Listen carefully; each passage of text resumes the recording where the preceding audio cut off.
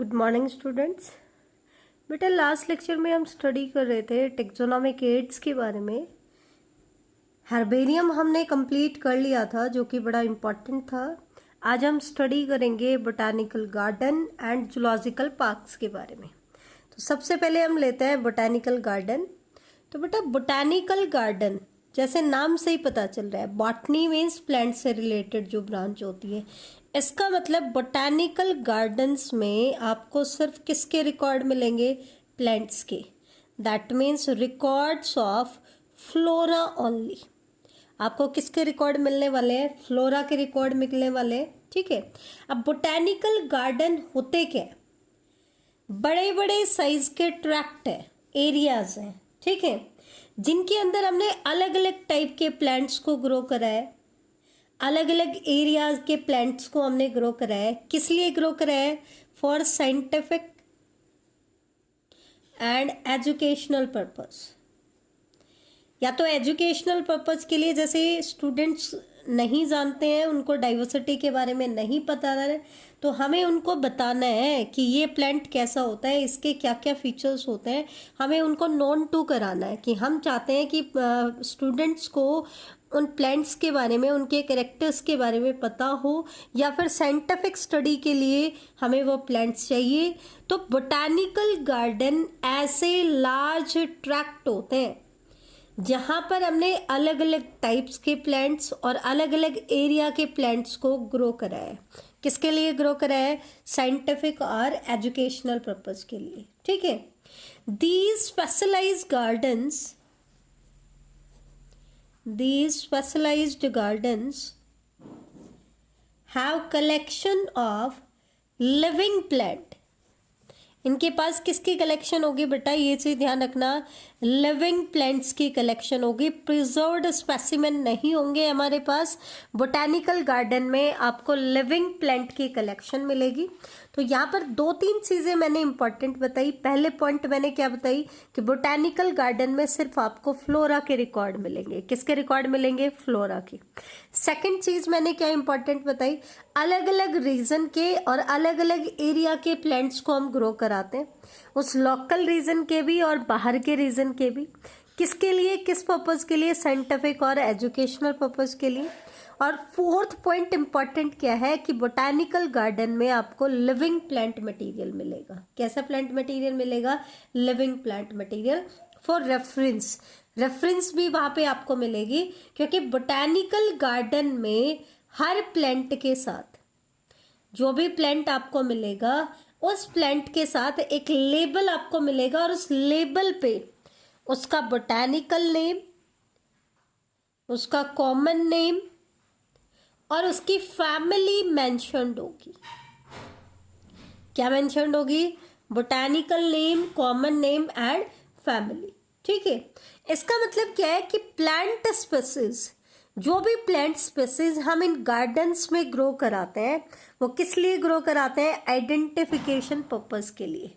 ठीक है। हम ये चाहते हैं कि यहाँ ऑब्जर्व करने के बाद कोई भी इंडिविजुअल, कोई भी स्टूडेंट या कोई भी साइंटिस्ट उस प्लांट को इजीली आइडेंटिफाई कर पाए। तो आइडेंटिफिकेशन पर्पस के लिए हम उसको यहाँ ग्रो कराते हैं। ठीक है। अब आती है सिग्निफिकेंस। क्या होती है बोटानिकल गार्डन की? तो सिग्निफिकेंस अगर हम देखें तो जैसा हमने पहले कहा था, एक तो मेन इसकी सिग्निफिकेंस क्या होती है? XC2 conservation. हम यहाँ पर XC2 कंजर्वेशन क्यों कह रहे हैं? क्योंकि XC2 कंजर्वेशन क्या होती है? Of site conservation. Botanical gardens में हम कुछ रेयर और एंडेंजर्ड प्लांट्स को भी ग्रो करा सकते हैं। उनको उनकी पर्टिकुलर हैबिटेट से उठा करके हम बोटानिकल गार्डन में लेके आएंगे और उनको यहाँ ग्रो कराएंगे प्रॉपर केयर के साथ। दैट मीन्स एक तो ये मेथड है XC2 कंजर्वेशन का, क्योंकि इसमें हम रेयर और एंडेंजर्ड प्लांट्स को ग्रो कराते हैं और उनकी मेंटेनेंस करते हैं। कैसे प्लांट्स को? रेयर एंड एंडेंजर्ड प्लांट को।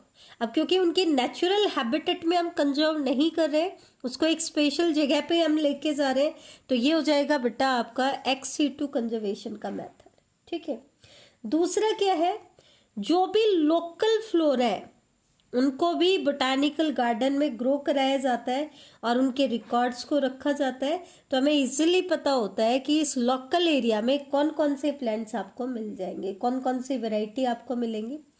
तीसरा, बोटानिकल गार्डन में जिन लिविंग प्लांट मटेरियल को हम ग्रो कराते हैं, लिविंग प्लांट मटेरियल को हम रेफरेंस के लिए रखते हैं, उनको हम सिस्टमेटिक स्टडीज़ के लिए भी यूज़ कर सकते हैं। सिस्टमेटिक वर्क के लिए भी क्या कर सकते हैं बेटा, यूज़ कर सकते हैं।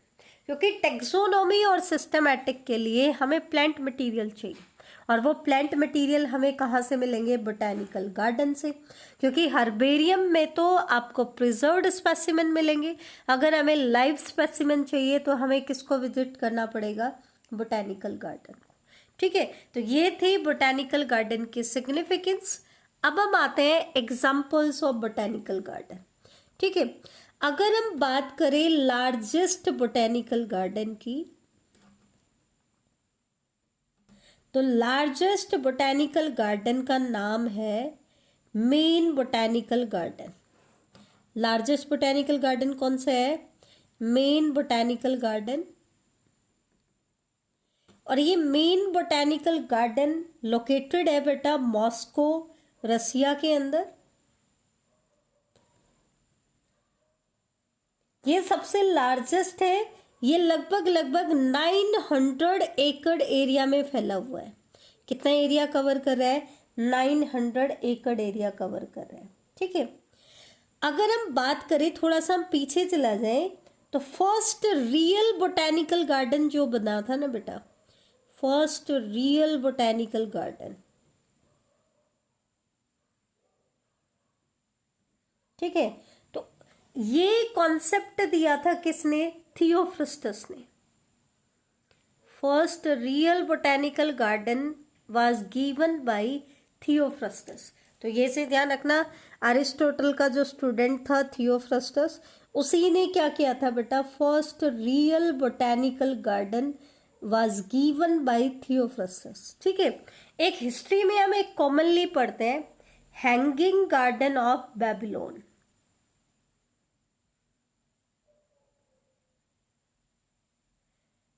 हैंगिंग गार्डन ऑफ बेबीलोन, ये आपने बहुत बार सुना भी होगा, क्योंकि it was considered one of the 7 wonder of ancient world by Greek scholar. Greek scholar ने 7 वंडर बताए हैं बेटा। उन 7 वंडर्स में से एक क्या है, हैंगिंग गार्डन ऑफ बेबीलोन। ठीक है, और अगर हम इंडिया की बात करें तो इंडिया में है most famous Indian botanical garden. कहाँ पे लोकेटेड है, सीपुर, कोलकाता में।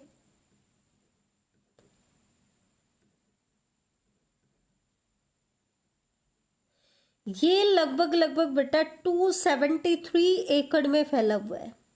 देखो, वर्ल्ड का लार्जेस्ट जो था वो था मेन बोटानिकल गार्डन, 900 एकड़ में फैला हुआ था। जबकि इंडिया के अंदर जो ज़्यादा फेमस है वो कौन सा है, इंडियन बोटानिकल गार्डन। ये इंडिया का सबसे लार्जेस्ट है और इसका एरिया है 273 एकड़। कितना है बेटा, 273 एकड़। तो बोटानिकल गार्डन में हमने क्या स्टडी किया बेटा, बोटानिकल गार्डन क्या होता है, ट्रैक्ट होते हैं, कुछ पर्टिकुलर एरियाज होते हैं, बाउंडेड एरियाज, जिनके अंदर हमने प्लांट्स को ग्रो कराया है इन लाइव कंडीशन। अब वो प्लांट हमने कहाँ से लिए हैं, अलग अलग टाइप के प्लांट्स लिए हैं, अलग अलग एरिया से हमने लिए, और उन प्लांट्स के साथ उनका कॉमन नेम, बोटानिकल नेम और फैमिली का लेबल भी हमने लगाया है। ठीक है, तो ये चीज ध्यान रखना, प्लांट स्पीसीज जिनको हम बोटानिकल गार्डन में ग्रो कराते हैं वो हम उनके आइडेंटिफिकेशन पर्पस के लिए करते हैं, और botanical garden ex situ conservation of plants में भी हेल्प करते हैं। अब हम आते हैं नेक्स्ट, आपका जो टेक्सोनोमिक एड है, जूलॉजिकल पार्क। यहाँ पर हम टेक्सोनोमिक एड्स में क्यों पढ़ रहे हैं, क्योंकि हमने कहा कि बोटानिकल गार्डन को हम सिस्टमेटिक स्टडीज के लिए यूज करेंगे। अब सिस्टमेटिक स्टडीज के लिए काम आ रहा है तो टेक्सोनोमिक स्टडीज के लिए भी काम आएगा। ठीक है, तो इसलिए हम कहते हैं कि ये सारे के सारे क्या है, टेक्सोनोमिक एड्स हैं। अब जूलॉजिकल पार्क की अगर हम बात करें तो बेटा जू वर्ड होता है एनिमल्स के लिए। इसका मतलब ये ऐसे एरियाज हैं जिनमें हम रिकॉर्ड रखते हैं सिर्फ किसका, एनिमल्स का, और एनिमल्स के लिए हम वर्ड यूज करते हैं फोना। ठीक है, रिकॉर्ड्स ऑफ फोना। ठीक है, तो ये ऐसे प्लेस है जहां पर हम वाइल्ड एनिमल्स को रखते हैं, लेकिन उनकी प्रॉपर केयर करते हैं, उनकी प्रॉपर मेंटेनेंस करते हैं। ठीक है, उनकी ब्रीडिंग कराने की कोशिश की जाती है। तो इन एनिमल्स को एक प्रोटेक्टेड एरिया में लेके जाया जाता है और अंडर ह्यूमन केयर उनको ग्रो कराया जाता है, उनको ब्रीड कराया जाता है। ठीक है, हालांकि पहले बेटा इन एनिमल्स को रखा जाता था केजेस के अंदर, लेकिन तब हम उनको बोलते थे जू, पिंजरों में रखा जाता था। आपने देखा भी होगा कि पहले हमें बहुत सारे जू देखने को मिलते थे, पिंजरों में एनिमल्स को रखा जाता था। लेकिन फिर हमें बाद में रियलाइज हुआ कि अगर हम इन एनिमल्स को, क्योंकि मैमल्स को लार्ज टेरिटरी चाहिए थी और हमने उनको केजेस में रख दिया, तो उनको टेरिटरी क्या मिली, कम मिली।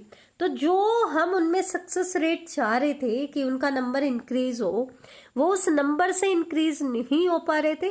तो हमें अपनी गलती का एहसास हुआ। फिर हमने क्या किया, उनको केजेस से निकाला और एक बड़े एरिया में रखना शुरू कर दिया। और इस बड़े एरिया में हमने वो सारी हैबिटेट क्रिएट करने की कोशिश की जो उनको उनकी नेचुरल हैबिटेट में मिलती थी। तो आजकल हमने सभी के सभी जूस को कन्वर्ट करना शुरू कर दिया है जूलॉजिकल पार्क्स में।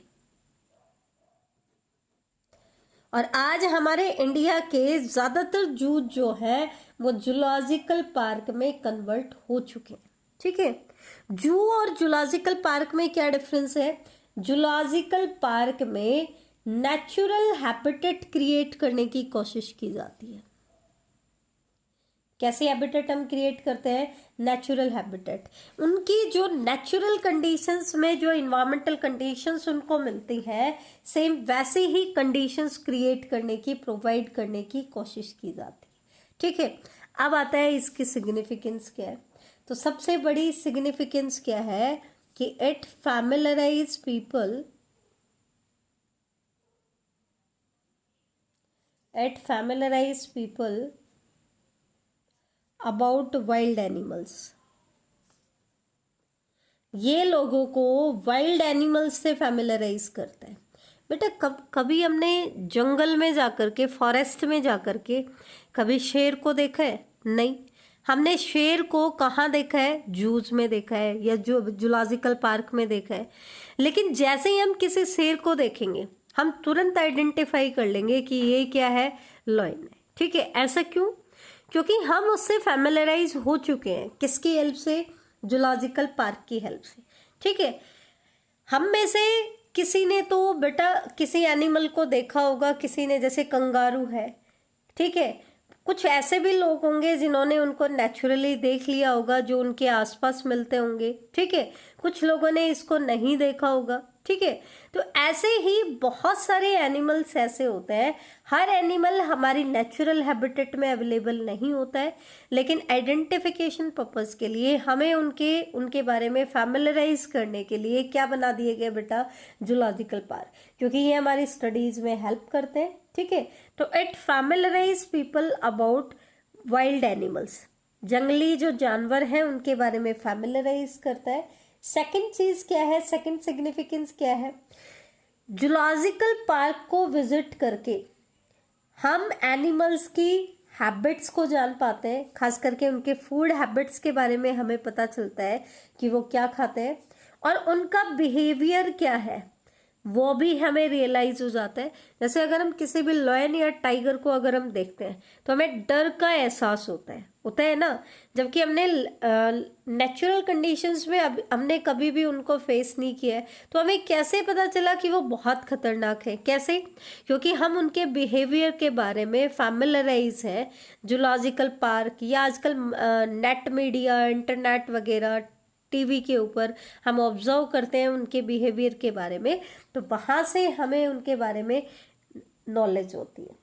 तो ये एक इनकी सिग्निफिकेंस होगी कि हमें उनकी फूड हैबिट्स और बिहेवियर के बारे में पता चलता है, ठीक है। और तीसरी सिग्निफिकेंस जो बोटेनिकल गार्डन में भी थी कि एक्स सीटू कंजर्वेशन, क्योंकि जूलॉजिकल पार्क में भी उन एनिमल्स को, रेयर और एंडेंजर्ड एनिमल्स को भी रखा जाता है, उनकी प्रॉपर केयर की जाती है, उनकी ब्रीडिंग कराई जाती है। तो इसका मतलब ये एक मेथड है किसका, एक्स सीटू कंजर्वेशन का। तो बेटा ये दो चीजें हमने पढ़ ली, एक बार इनका कंपेयर कर लेते हैं। एक तरफ हम ले लेते हैं बोटेनिकल गार्डन, एक तरफ हम ले लेते हैं जूलॉजिकल पार्क। तो हमने क्या देखा बेटा, क्या कंपैरिजन किया कि बोटेनिकल गार्डन्स में हमें फ्लोरा के रिकॉर्ड मिलते हैं, जबकि जूलॉजिकल पार्क में किसके रिकॉर्ड मिलते हैं, फोना। फोना मीन्स एनिमल्स, यहाँ हमें प्लांट्स के मिलेंगे। हालांकि बोटेनिकल गार्डन में भी आपको लाइव कंडीशंस में प्लांट मिलेंगे और जूलॉजिकल पार्क में भी आपको लाइव कंडीशंस में क्या मिलेंगे, एनिमल्स मिलेंगे, ठीक है। बोटेनिकल गार्डन के स्पेसिमेन को भी हम टेक्सोनॉमिक और सिस्टमेटिक स्टडीज के लिए यूज करते हैं, उनको भी हम आइडेंटिफिकेशन पर्पस के लिए यूज करते हैं। सिमिलरली जूलॉजिकल पार्क में जो एनिमल्स होते हैं उनको भी हम टेक्सोनॉमिक सिस्टमेटिक स्टडीज के लिए या आइडेंटिफिकेशन पर्पस के लिए यूज करते हैं। ये हमें फैमिलराइज बनाते हैं वाइल्ड एनिमल्स की हैबिट के बारे में, फूड हैबिट्स के बारे में और उनके बिहेवियर के बारे में। अब क्योंकि प्लांट तो इस तरीके का बिहेवियर शो नहीं करते, तो हम मोस्टली उनको आइडेंटिफिकेशन पर्पस के लिए यूज करते हैं। बोटेनिकल गार्डन और जूलॉजिकल पार्क दोनों ही हमारी हेल्प करते हैं इन मटेरियल्स की, इन प्लांट और एनिमल्स की एक्स सीटू कंजर्वेशन में भी। तो ये था हमारा आज का टेक्सोनॉमिक एड, ठीक है। आई थिंक आपको अच्छे से क्लियर हो गया होगा। नेक्स्ट लेक्चर में हम स्टडी करेंगे, एक तो म्यूजियम आपका मेन रहता है, इसके बाद कुछ छोटी छोटी डेफिनेशन होती हैं, फ्लोरा क्या होता है, कैटलॉग क्या होता है, मैनुअल क्या होता है, मोनोग्राफ क्या होता है, ठीक है। ये छोटी छोटी डेफिनेशन है, ये हम नेक्स्ट लेक्चर में डिस्कस करेंगे। उसके बाद सिर्फ हमारा एक और लेक्चर बच जाएगा, मतलब टोटल 2 लेक्चर हमारे बाकी हैं, फिर आपका ये लिविंग वर्ड कंप्लीट हो जाएगा। थैंक यू बेटा।